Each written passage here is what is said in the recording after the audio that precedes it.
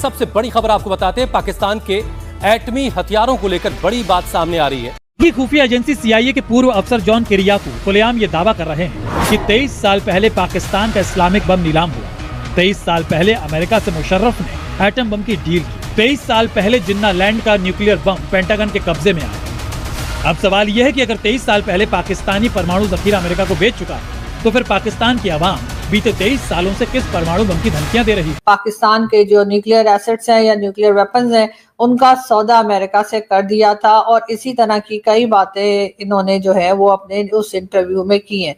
हर रोज कोई ना कोई पाकिस्तान को ऐसी चीज का सामना करना पड़ता है जिसे हमारे पंजाबी में कहते हैं नया कटा खुल जाता है। ठीक है जी, ये फॉर्मर एक CIA ऑफिसर हैं, ये अक्सर मीडिया हाउसेस को इंटरव्यू देते रहे हैं, जो क्लेम करते हैं वो पाकिस्तान में रहे, वो अलकायदा को पकड़ते थे, ये करते रहे, वो करते रहे। So called field marshal Asim Munir क्या कहता है कि भाई भारत एक बहुत शानदार मर्सिडीज है और हम एक वो डंपर वाला ट्रक हैं, अगर हम भिड़ गए तो सोचो मर्सिडीज का क्या होगा। ये दिमाग देखिए आसिम मुनीर का। मैं आपको एक बात बता रहा हूं, इंडिया तो जो मारेगा मारेगा, अफगान तालिबान दूसरी तरफ से। मुल्क में इतने बड़े मसाइल है, हमारी गवर्नमेंट को चाहिए वो हल करे, ना कि बॉर्डर पे जाके जंगे लड़े। हमें जंगे नहीं चाहिए, हमें खाने के लिए रोटी चाहिए, हमें खाने के लिए सामान चाहिए, चीजें चाहिए। तो आप जो कुछ कर रहे हैं बॉर्डर पे जाके, उससे हमें मुल्की में नुकसान हो रहा है। इंटरेस्टिंग सिनेरियो ये है कि जो इंडियन लीडरशिप है वो ये चाहती है कि ज़रा हम पाकिस्तान को टफ टाइम दें, पाकिस्तान के रिसोर्सेज ड्राई आउट हों। फ्रैंकली स्पीकिंग, इंडिया का मकसद क्या है वाला? इंडिया का मकसद ये है कि ये जो रिसोर्सेज है ना, ये रिसोर्सेज पाकिस्तान के ड्राई कराओ, इनके पैसे लगवाओ यहाँ पे दाएं बाएं इधर उधर। अब पाकिस्तान का प्रॉब्लम ये है कि अगर हमारे रिसोर्सेज ड्राई हो जाएं, अगर हमें पता चले इंडिया ये कर रहा है तो हमें कुछ और करना पड़ता है, इंडिया ये कर रहा है तो हमें कुछ और करना पड़ता है। तो ये चीज़ें जो है ना, दे आर ऑब्वियसली पेनफुल तो होती हैं। पैसा लगाना, इधर उधर करना, ये कोई मजाक थोड़ी है। सो मुझे ऐसा लगता है कि ये जो सरकरीक का मसला है ये उठ सकता है। सरकरीक का मसला जो है वो उठ सकता है। और लाहौर और कराची का नाम लेना और कहना कि एडवेंचरिज्म नहीं होंगे, पाकिस्तान कहता है एडवेंचरिज्म आप करते हैं, वो कहते हैं हम करते हैं। सो ये अब आप देख लें, अभी 5-6 महीने हुए हैं एक जंग को, लेकिन फिर ये कहा गया पाकिस्तान को कि भाई हम जा रहे हैं कराची, और अगर पहलगाम जैसा कुछ हुआ तो दिस दैट। बहरहाल पाकिस्तान की जो मिलिट्री बिल्डअप है सरकरीक एरिया में वो भी एक्सपैंड हुआ, इसमें कोई शक नहीं है। और ये वो देख रहे हैं कि ये सरकरीक एरिया में अपनी एरिया उसको बिल्डअप कर रहे हैं। तो ये कोई नई बात नहीं है। पाकिस्तान में जो मिलिट्री एस्टैब्लिशमेंट है वो हमेशा से अमेरिका के ज़ेरे साया रही है। हमेशा से हमने यही देखा है कि पाकिस्तान की जो मिलिट्री एस्टैब्लिशमेंट है उसको हमेशा से अमेरिका ने सपोर्ट किया है, उसी को आगे रखा है, और सिविलियन गवर्नमेंट को किसी किस्म की कोई सपोर्ट भी कभी भी अमेरिका की तरफ से नहीं मिली। चाहे पाकिस्तान बनने से लेकर आप आज तक की अगर गवर्नमेंट को देखें तो आप यही देखेंगे, इस वक्त के भी फील्ड मार्शल साहब आपको अमेरिका बार बार जाते हुए नजर आते हैं, बार बार डोनाल्ड ट्रंप के साथ खड़े दिखाई देते हैं, और जिस तरीके से उन्हें ट्रीट किया जाता है उससे पता यही लगता है कि डोनाल्ड ट्रंप या अमेरिकन इस वक्त की जो अमेरिका की गवर्नमेंट है वो इस वक्त भी पाकिस्तान की मिलिट्री एस्टैब्लिशमेंट को ही वेलकम कर रही है और उन्हीं के साथ काम करना चाहती है या उन्हीं के साथ किसी भी किस्म की डील में रहना चाहती है। तो इस बात को ये कहना कि जी जनरल परवेज मुशर्रफ ने ऐसा कर दिया था, मुझे कुछ खास बात इसमें नहीं नजर आती, क्योंकि इस वक्त भी जो है वो इस वक्त के जो प्राइम मिनिस्टर है या हमारे शहबाज शरीफ साहब, उनको अगर देखा जाए तो उनकी इतनी वैल्यू नहीं है अमेरिका में जितनी की आजकल फील्ड मार्शल साहब की है। और यही बात लेकर जनरल परवेज मुशर्रफ की अगर हम बात करें तो मुशर्रफ साहब ने अपनी बुक में भी जो है ये लिखा था कि जी यहाँ पर हमने जिहादी बनाए फलस्तीन के लिए, कश्मीर के लिए। तो जी परवेज मुशर्रफ की book in the line of fire में इस बात का बहुत क्लियरली उन्होंने एतराफ किया है और बहुत क्लियरली उन्होंने एक्सेप्ट किया है कि पाकिस्तान ने जो है वो मिलिटेंट्स बनाए, पाकिस्तान ने मिलिटेंट्स बनाए, ना सिर्फ ये कि कश्मीर के लिए बल्कि फलस्तीन के लिए भी। और फिर जी उन्होंने ये भी बताया कि किस तरह से पाकिस्तान को उन्होंने यानी डायरेक्टली इनडायरेक्टली उन्होंने पाकिस्तान का सौदा जिस तरीके से किया।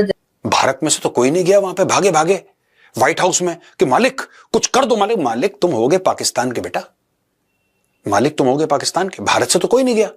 अब पीयूष गोयल जी क्या कहते हैं कि देखिए हम अगले 5 साल के लिए जब हम ट्रेड डील करते हैं ना, हम 5 साल के लिए नहीं कर रहे ट्रेड डील, हम ये सोच के कर रहे हैं कि कुछ सालों में भारत एक $30 ट्रिलियन इकोनॉमी बनेगा, $30 ट्रिलियन की इकोनॉमी बनेगा। हम उस दिन की तैयारी कर रहे हैं। हमारा विजन एकदम क्लियर है, there is no doubt in our mind and we will not sign a deal जल्दबाजी में। के अपने चोचले हैं, पता नहीं किससे बुला के वो हैप्पीनेस इंडेक्स पूछ लेते हैं, हमको बताते हैं हम रिलीजियसली इंटॉलरेंट कंट्री, हमारी शिक्षा है कि सब सही है तो हम रिलीजियसली इंटॉलरेंट है, और इस्लामिक और क्रिश्चियन कंट्री की जो शिक्षा है कि सब गलत है तो वो टॉलरेंट है। मैं वहां पे मंदिर बनाने को नहीं मिलता, यहाँ पे गली गली में जो है चर्च बना के रखे हुए हैं, मॉस्क बना के रखे हैं, हम इनटॉलरेंट है और वो टॉलरेंट है। तो हमें तो ना सिखाए ना ये जो इस तरीके सर उनकी अपनी ऑब्जर्वेशन होगी ना, वो अपनी ऑब्जर्वेशन बता रहे हैं। आप किससे ले रहे हैं? वो 4 लोगों को, अपने मनपसंद लोगों को बुला करके ऑब्जर्वेशन लीजिए, बड़ा अच्छा लगेगा।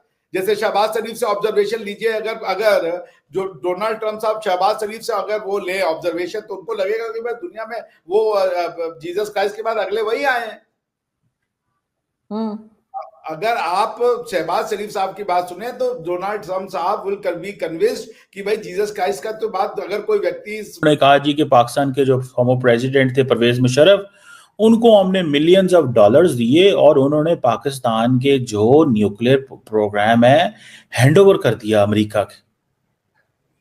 यानी कि पाकिस्तान का न्यूक्लियर प्रोग्राम अमेरिका के हाथों में चला गया। ये वो चीज है जो पाकिस्तान ने उस वक्त नहीं की जब पाकिस्तान इंतहाई कमजोर था, इकोनॉमिकली वीक था। आप कभी अमेरिकन की कन्वर्सेशन सुने जियाउल हक के साथ, उस वक्त बेनजीर भुट्टो और नवाज शरीफ के टेन्योर में अमेरिकन, ये भाई साहब तो 5 मिलियन कुछ मिलियंस डॉलर की बात कर रहे हैं। The Clinton administration is on record saying that we will give $5 billion to Pakistan in case Pakistan does not detonate its nuclear weapons.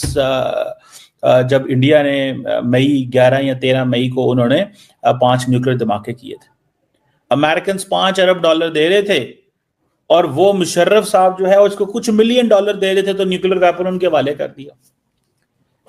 मतलब वो कह रहे हैं हमने मुशर्रफ को खरीद लिया। ठीक है, मैं ये समझता हूं कि फौज जो होती है ना, जो those who are people in power they do so much. ठीक है, देखिए मुशर्रफ का प्रॉब्लम क्या था? मुशर्रफ का प्रॉब्लम ये था कि Musharraf did not have an internal legitimacy, he needed an external legitimacy to be relevant internally. So when the governments are not internally legitimate because he was a dictator, तो डिक्टेटर को तो घर में तो सारे उसके खिलाफ हैं, तो उसको क्या चाहिए? उसको अमेरिका का ठप्पा चाहिए होता है। इत्तेफाक से अमेरिका को अफगानिस्तान में आना था, हालात ऐसे पैदा हो गए, मुशर्रफ रेलिवेंट हो गया। इमेजिन करें ना, 1990 कू के बाद से लेके 2022 तक मुशर्रफ का क्या हाल था, 2002 तक मुशर्रफ का 1 तक 2 तक क्या हाल था? कोई हाल नहीं था बेचारे का। ठीक है, वो मुश्किल में था। ये तो 9/11 हो गया, पाकिस्तान की रेलिवेंस फिर बढ़ गई, मुशर्रफ साहब ने शरांगा मानिया शुरू कर दी और वो सारा कुछ जो है वो हो गया। अब ये भाईजान कह रहे हैं कि हमने कुछ मिलियन डॉलर दिए। ये मैं सुनाता हूं इनको आपको।